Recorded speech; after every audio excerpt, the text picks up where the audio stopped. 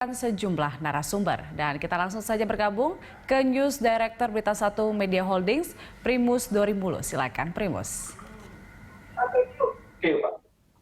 Terima kasih Julita. Pemirsa, kita jumpa kembali dalam diskusi Zooming with Primus. Kali ini kita mengangkat topik jurus perbankan menghadapi corona. Hadir narasumber kita yang top di bidangnya. Pertama, dari regulator, Pak Heru Kristiana, Kepala Eksekutif Pengawas Perbankan, merangkap anggota Dewan Komisioner Otoritas Jasa Keuangan, OJK. Selamat siang Pak Heru. Selamat siang Pak Primus. Ya. Kemudian, Wakil Direktur Utama PT Bank Rakyat Indonesia TBK, Pak Catur Budi Harto. Selamat siang Pak Catur. Selamat siang Pak Primus, selamat siang Pak Heru, selamat siang Pak Catur, Pak Rian. Kemudian pembicara kita yang ketiga adalah Mas Rian Kiryanto, ekonom dari PT Bank Negara Indonesia TBK. Terima kasih Pak Primus, selamat siang Pak Heru dan Pak Catur. Ya, selamat siang Pak Rian. Diskusi kita nanti 3 sesi, kita mendiskusikan bagaimana perbankan menghadapi badai pandemi corona ini. Karena badai pandemi corona ini tidak hanya menghantam, membunuh manusia, tetapi juga dia meluluhlantakkan perekonomian. Kalau real sektor kena, maka sektor finansial, terutama perbankan juga terkena. Nah, kita kepingin dengar bagaimana yang dialami oleh perbankan dari PT Bank Rakyat Indonesia. Kita dengar dari Pak Catur. Bagaimana Pak Catur? Apa yang dihadapi kondisi real oleh BRI? Terima kasih Pak Primus. Jadi kalau kita lihat sebenarnya mulai tahun 2020 dulu, perbankan sangat optimis pertumbuhannya akan lebih baik dari tahun 2019. Tetapi kemudian kita semua dikejutkan oleh masuknya COVID-19 ini ke Indonesia mulai awal Maret 2020 ini. Akibatnya, mulai awal Maret, mulai terjadi perlambatan pertumbuhan sebagai dampak daripada COVID-19 ini kepada perekonomian Indonesia. Secara keseluruhan, sampai dengan triwulan 1 tahun 2020, BRI masih dapat tumbuh di atas rata-rata perbankan. Kalau kita lihat nih, aset BRI masih bisa tumbuh year on year 5,82%. Kalau boleh ditampil di layar boleh Pak? Kalau bisa ditampilkan Pak. Bisa ditampilkan enggak? Ya. Enggak bisa Pak? Oh ya, silakan Pak. Enggak saya kan ya. Oh, ya. Jadi kita tumbuhnya adalah 5,82% menjadi sekitar 1,287 triliun. Hari ini tentunya ditopang oleh pertumbuhan kredit, yaitu sekitar 9,81% dibanding pertumbuhan nasional. Kalau nasional kan 7,95%. Sementara posisi Maret, kredit yang disalurkan BRI mencapai sekitar 884 triliun. Nah, di sini dari jumlah tersebut, BRI masih tetap posisinya sebagai penyalur kredit terbesar secara posisi ya di perbankan Indonesia. Nah, kalau kita lihat posisi BRI di dana pihak ketiga, DPK tumbuh 9,81% year on year. Sehingga total DPK kita di posisi Maret adalah sekitar 978 triliun. Sehingga dengan demikian posisi LDR BRI masih terjaga di kisaran sekitar 90,39%. Nah, kalau kita lihat NPL ya sedikit mengalami peningkatan, tapi masih di ambang batas yang wajar. Nah, kalau kita lihat KAR BRI setelah memperhitungkan pecadangan akibat penerapan PSHK 71, dia masih di angka sekitar 18,23%. Nah, angka-angka tersebut masih mencerminkan bahwa kalau kita bicara dalam posisi Maret, kondisinya masih kelihatannya bagus. Nah, tentunya setelah Maret, setelah munculnya COVID ini, mulai ada gejala perlemahan di beberapa hal. Saya kira itu yang kalau gambaran awal sampai dengan posisi Maret itu. Kalau dari Januari, Februari, Maret, April belum ada angka Pak? April belum. Ya, kalau dari 3 bulan itu ada kenaikan nggak? April dari NPL mulai ada. Kita kan mulai restructure kita lakukan. Itu di situ. Jadi dari Januari, Februari, Maret ada kenaikan NPL nggak? Januari, Februari, Maret ada tapi sedikitnya. Sedikit Pak ya? Ya sedikit ya. Nah ini mulai terjadi benar pada bulan April ya? April. Bagaimana yang terjadi di Bank Rakyat, di Bank Nasional, BNI, Pak Rian?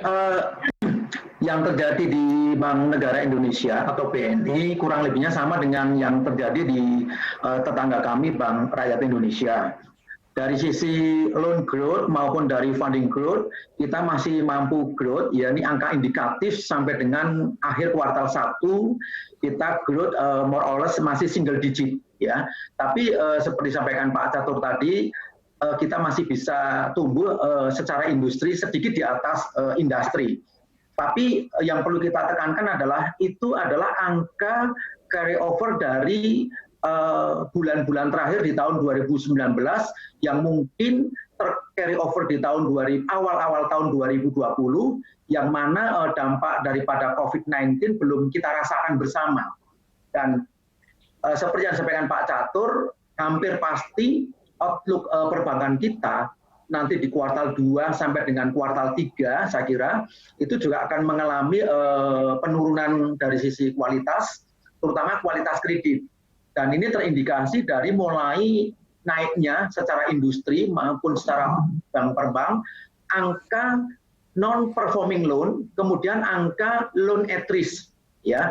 Angka loan at risk itu adalah angka semua kelompok pinjaman yang sedang dalam proses restruct, di mana sejak awal kuartal 1 saja sebetulnya secara tidak langsung sudah mulai memberikan indikasi kenaikan. Apalagi ketika proses restrukturisasi pasca COVID-19 ini dilakukan oleh bank per bank, termasuk oleh kami di BNI.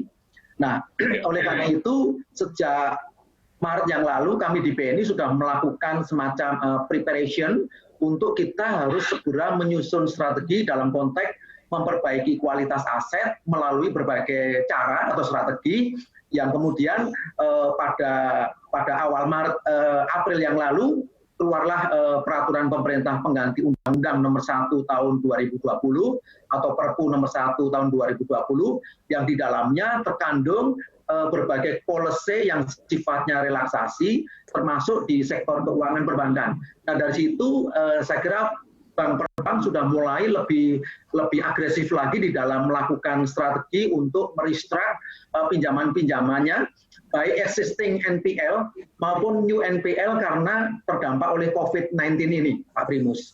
Jadi itu highlights yang bisa saya sampaikan untuk BNI, loan growth maupun funding growth-nya masih bisa tumbuh as of kuartal 1 secara indikatif single digit percentage, tapi dibarengi dengan sedikit perlambatan untuk angka loan at risk maupun angka non-performing loan-nya.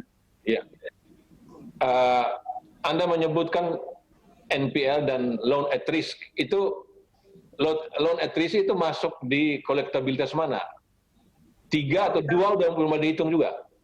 Satu juga sudah masuk. Ya, itu semua jenis kredit, semua kategori kredit, apakah itu collectability 1, 2, 3, 4, ya, ataupun 5, yang semuanya dalam proses restrukturisasi oleh bank. Nah, itu dikelompokkan sebagai kredit sedang dalam restruct atau bahasa teknis perbankannya adalah loan at risk. Nah, itu lebih mencerminkan daripada kualitas aset atau kredit di individual sebuah bank. Itu Pak Primus. Ya, sekarang Pak Heru, silakan Pak. Bagaimana gambaran umum perbankan kita secara nasional? Terima kasih. Terima kasih Pak Primus. Kalau kita melihat, kalau dia menanyakan Mbak Uli di tayangan 9, coba jadi tayangan enggak. Jadi kalau kita melihat bahwa pertumbuhan aset dana pihak ketiga maupun kredit perbankan dalam 5 tahun terakhir kita masih melihat perkembangannya sangat cukup bagus. Kita melihat bahwa aset DPK dan kredit terus bertumbuh pasca mini krisis 2015. Dan ini terus bertumbuh sampai dengan kondisi Maret terakhir.